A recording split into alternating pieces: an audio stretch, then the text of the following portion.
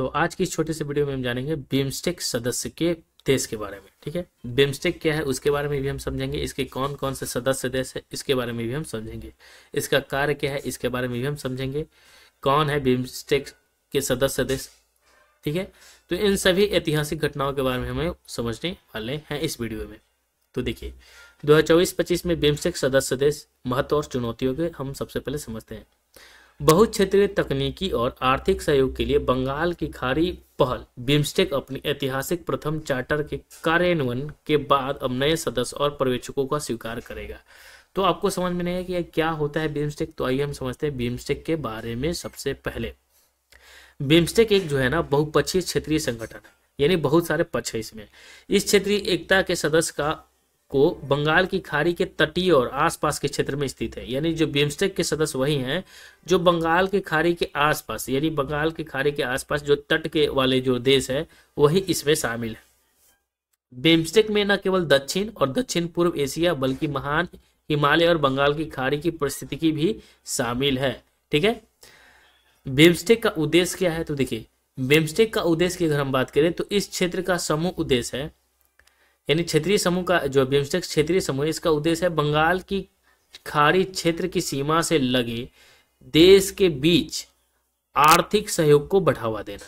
यानी कहने का मतलब है कि बंगाल की खाड़ी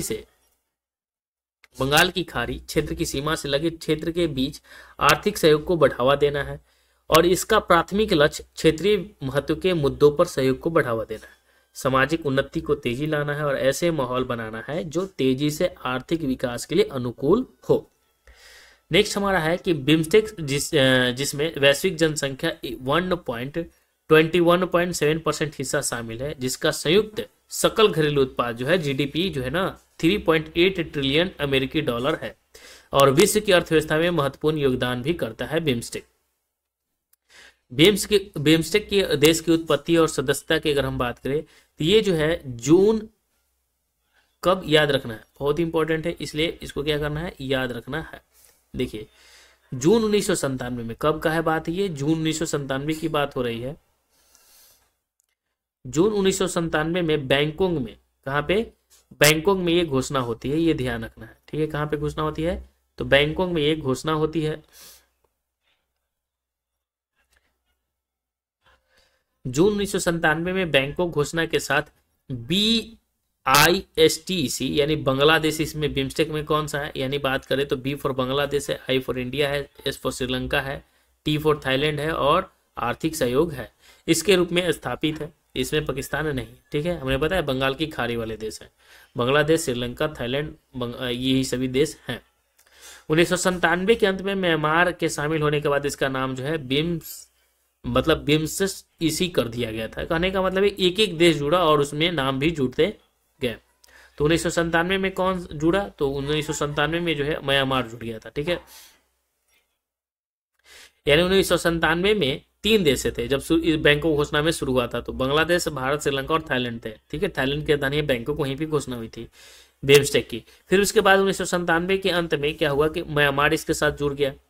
2004 में जो है नेपाल और भूटान को शामिल करने से बिम्स्टेक बन गया। ठीक है, बिम्स्टेक जो है किसको किसको, तो देखिए बिम्स्टेक की अगर हम बात करें ना तो बांग्लादेश, इंडिया, भूटान, नेपाल, म्यांमार, श्रीलंका और थाईलैंड है, इसके नाम में ही है बिम्स्टेक। ठीक है, बिम्स्टेक का पूर्ण रूप क्या होता है, तो देखिए बिम्स्टेक यहाँ पे देखिए बिम्स्टेक याद रखना है बांग्लादेश, इंडिया, ठीक है, M फॉर म्यांमार, फिर S for Sri Lanka, T for Thailand, फिर E फॉर हम क्या बताएं, एक तो भूटान हो गया और एक हो गया नेपाल, याद रखना है।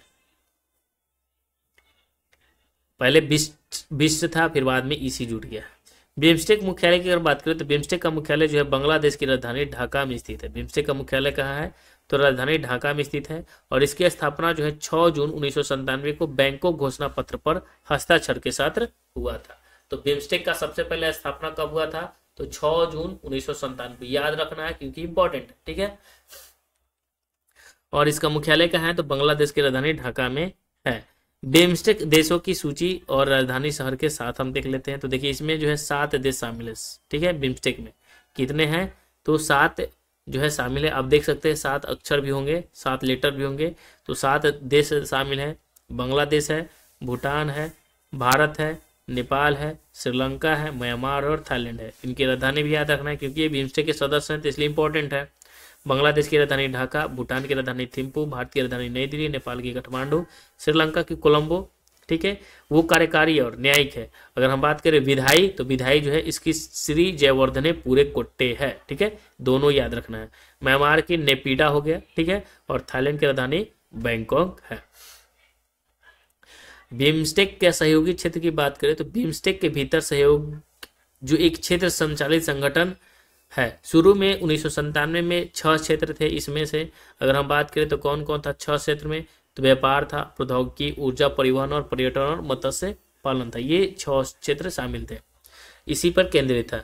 और इसे 2008 में कृषि, सार्वजनिक स्वास्थ्य और जो है गरीबी उन्मूलन, ठीक है, 2008 में क्या किया गया कि कृषि, सार्वजनिक स्वास्थ्य, गरीबी उन्मूलन और आतंकवाद विरोध, पर्यावरण, सांस्कृतिक लोगों से संस्कृति और लोगों के बीच संपर्क और जलवायु परिवर्तन को शामिल करने के लिए विस्तारित किया गया था।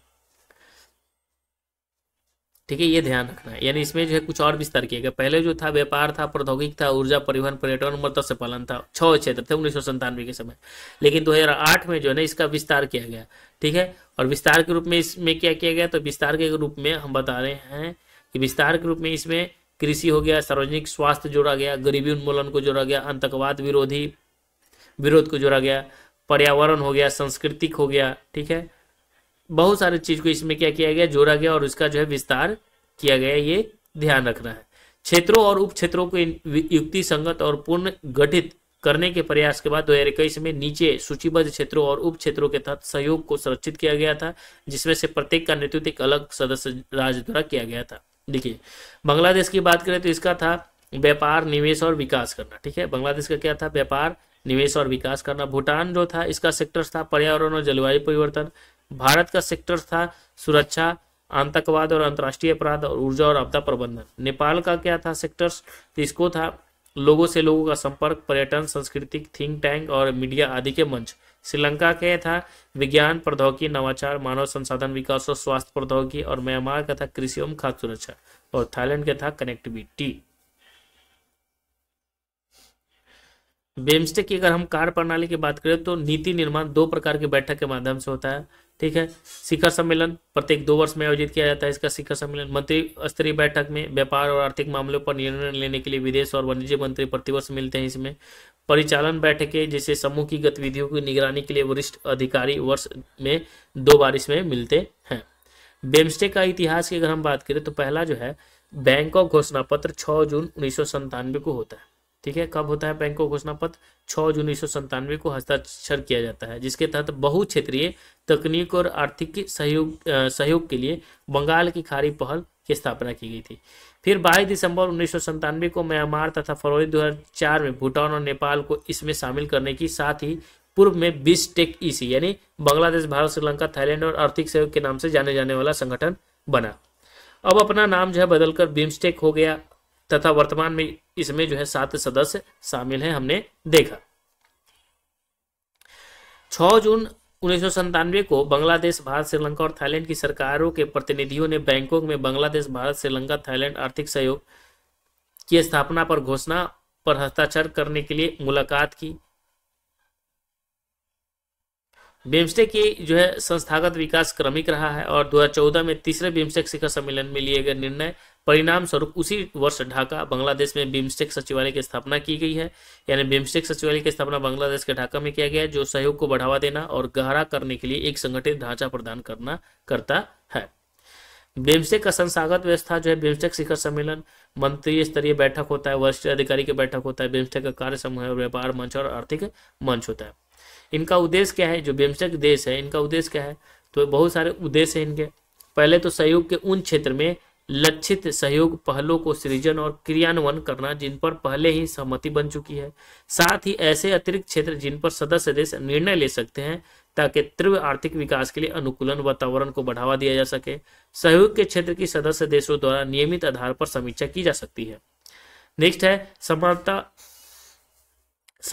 और समानता और साझेदारी की भावना से संचालित सहयोगात्मक प्रयासों के माध्यम से बंगाल के खाड़ी क्षेत्रों में सामाजिक और आर्थिक विकास को बढ़ावा देना। नेक्स्ट है कि अर्थशास्त्र, समाज, प्रौद्योगिकी और विज्ञान के क्षेत्र में साझा हित के मुद्दों पर सक्रिय सहयोग और पारस्परिक सहायता को प्रोत्साहित करना। नेक्स्ट है शैक्षणिक, व्यावसायिक और तकनीकी क्षेत्रों के लिए प्रशिक्षण और अनुसंधान केंद्र बनाने हेतु एक दूसरे के साथ सहयोग करना। नेक्स्ट है उन परियोजनाओं में अधिक प्रभावी ढंग से सहयोग करना जो सदस्य राज्यों के राष्ट्रीय विकास रणनीतियों का समर्थन और पूरक हो तथा जनता के लिए वास्तविक जीवन स्तर को बेहतर बनाना, विशेष रूप से नौकरियों का सृजन करने तथा परिवहन और संचार के लिए बुनियादी ढांचे को बढ़ाना है। नेक्स्ट है कि ऐसी परियोजनाओं पर सहयोग करना जिन्हें बिम्स्टेक सदस्य देशों के बीच क्षेत्रीय स्तर पर सर्वाधिक प्रभावी ढंग से प्रबंधित किया जा सके तथा जो उपलब्ध तालमेल का सर्वोत्तम उपयोग कर सके। नेक्स्ट है बंगाल की खाड़ी क्षेत्र में गरीबी को कम करने का प्रयास करना। और नेक्स्ट है क्षेत्र के आर्थिक और सामाजिक विकास के प्रमुख चालकों के रूप में व्यापार और निवेश को बढ़ावा देना। भारत के बिम्स्टेक का महत्व क्या है? तो देखिए, बिम्स्टेक भारत के 3 मुख्य नीतियां हैं। एक तो एक ईस्ट पॉलिसी जो दक्षिण पूर्व एशिया और भारत को जोड़ना, नेबरहुड फर्स्ट पॉलिसी है जो देश की निकटतम परिधि को प्राथमिकता दी जानी चाहिए, और पूर्वोत्तर भारतीय क्षेत्रों में को बांग्लादेश और म्यांमार के माध्यम से बंगाल की खाड़ी क्षेत्र में जोड़कर आर्थिक विकास को क्रियान्वित करने की अनुमति देता है। ठीक है, अगर हम बात करें भारत और पाकिस्तान के बीच विवाद के कारण दक्षिण एशियाई क्षेत्रीय सहयोग संगठन सार्क टूटने लगा है। ठीक है, सार्क क्या है? टूट गया है, और इसलिए भारत को अपने पड़ोसियों के साथ बातचीत करने के लिए एक नए मंच की आवश्यकता है, जो बिम्स्टेक अच्छा है। बिम्स्टेक भारत को बेल्ट एंड रोड पहल के विस्तार के परिणाम स्वरूप बंगाल की खाड़ी से लगे देशों में चीन के बढ़ते प्रभाव को मुकाबला करने में भी सक्षम बनाता है। बिम्स्टेक से जुड़ी चुनौतियां भी हैं। तो पहले तो आर्थिक असमानताएं, जैसे बिम्स्टेक देशों के बीच जो है महत्वपूर्ण आर्थिक अंतर के कारण बहुत सारा आर्थिक, भारत का आर्थिक व्यवस्था अच्छा है, ठीक है, अंतर के कारण नीतियों को निष्पक्ष रूप से लागू करना तथा सभी को समान लाभ सुनिश्चित करना कठिन हो जाता है। उदाहरण की अगर बात करें तो बिम्स्टेक में सबसे बड़ी अर्थव्यवस्था होने के नाते भारत के पास भूटान और नेपाल जैसे छोटे सदस्य देशों की तुलना में काफी ज्यादा संसाधन है भारत के पास। यह असमानता न्याय संगत परियोजना, वित्त पोषण और कार्यान्वयन में चुनौतियां पैदा कर सकती है। बुनियादी ढांचा और संपर्क की बात करें तो बिम्स्टेक देशों के बीच खराब परिवहन और संचार संपर्क सुचारू संपर्क में बाधा डालते हैं, जो व्यापार और आर्थिक सहयोग के लिए आवश्यक है। सीमा शुल्क विनिमय और सीमा प्रबंधन से जुड़े मुद्दे क्षेत्रीय संपर्क को और जटिल बना देता है। उदाहरण में अगर बात करें तो कालादान मल्टी मॉडल जो ट्रांजिट ट्रांसपोर्ट परियोजना हो गया, जिसका उद्देश्य भारत और म्यांमार को जोड़ना है, खराब बुनियादी ढांचे और रसद संबंधित मुद्दों के कारण देरी का सामना कर रही है। संस्थागत कमजोरियां भी है, ठीक है, और राजनीतिक अस्थिरता भी है, और सुरक्षा चिंताएं भी हैं, और पर्यावरण और जलवायु मुद्दे भी हैं। विशिष्ट सदस्यों द्वारा चुनौतियां हैं, जैसे नेपाल की अगर हम बात करें तो आर्थिक मंदी दौर में प्रवेश कर गया है। श्रीलंका में भी जो है चुनौतियां हैं, स्वतंत्रता के बाद अपने सबसे खराब आर्थिक और मानवीय संकट से धीरे धीरे उबर रहा है।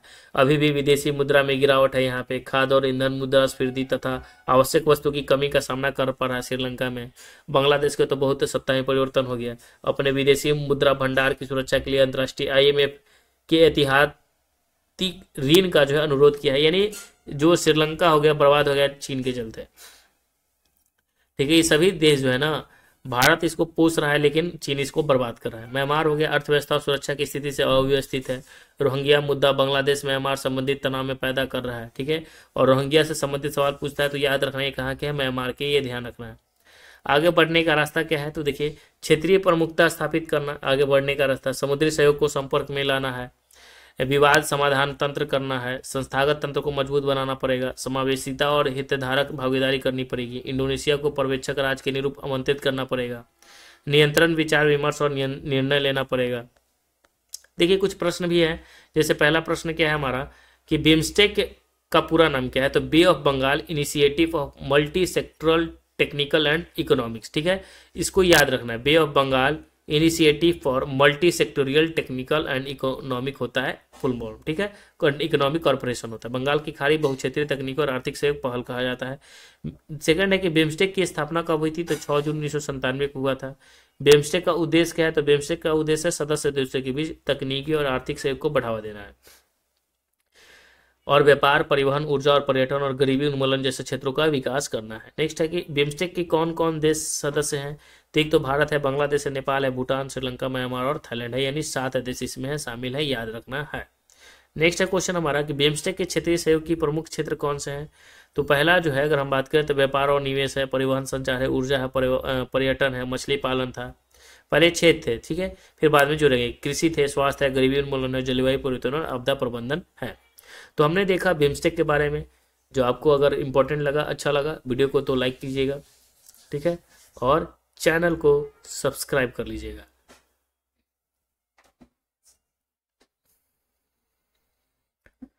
जय हिंद, राम राम, जय श्री कृष्णा, राधे राधे, हर हर महादेव।